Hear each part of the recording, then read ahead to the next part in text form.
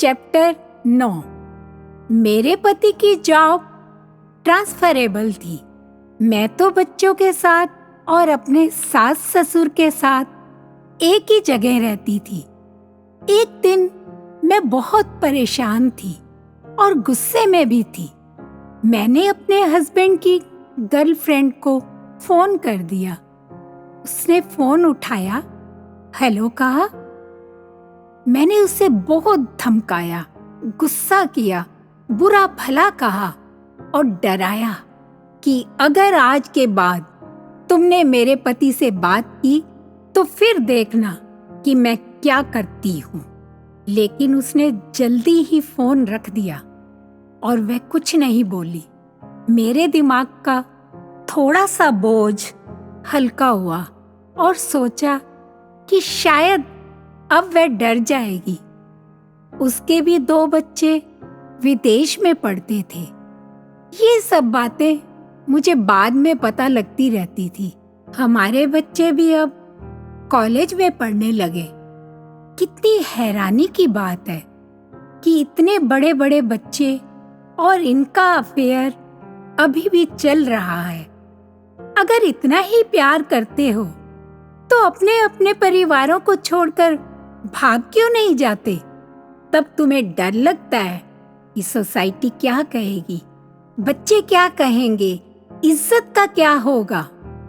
मेरा दिमाग इतना परेशान रहता था कि मैं डिप्रेशन में रहने लगी। अगर मेरे बच्चे ना होते तो मैं इन दोनों को एक ही दिन में बदनाम कर देती। बहुत रोती थी मैं। ऐसा लगता था कि एक दिन पागल हो जाऊंगी। अगर ऐसा हुआ तो मेरे बच्चों का क्या होगा? किसको बताती, किससे कहती?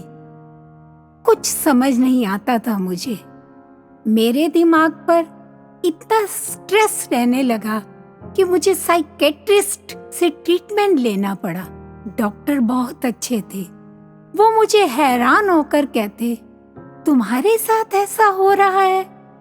तुम इतनी पढ़ी लिखी, समझदार और बहुत ही सुंदर दिखती हो।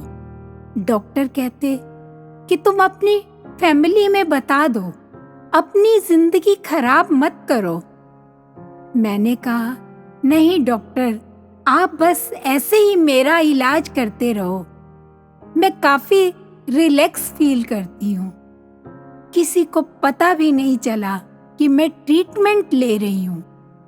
मेरा इस्तेमाल तो एक टॉयलेट पेपर की तरह हो रहा था जिसकी कोई लाइफ नहीं होती।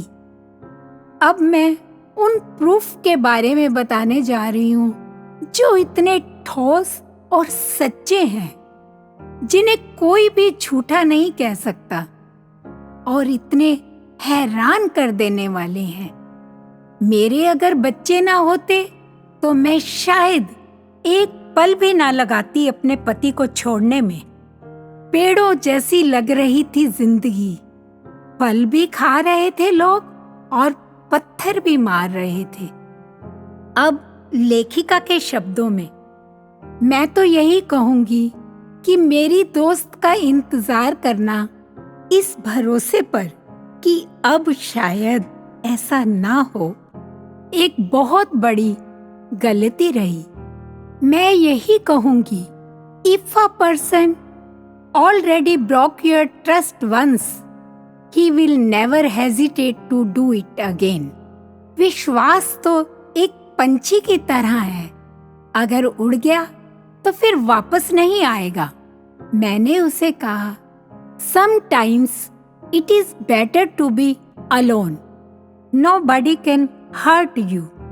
आगे की दास्तां तो मेरी दोस्त की और भी दर्दनाक है।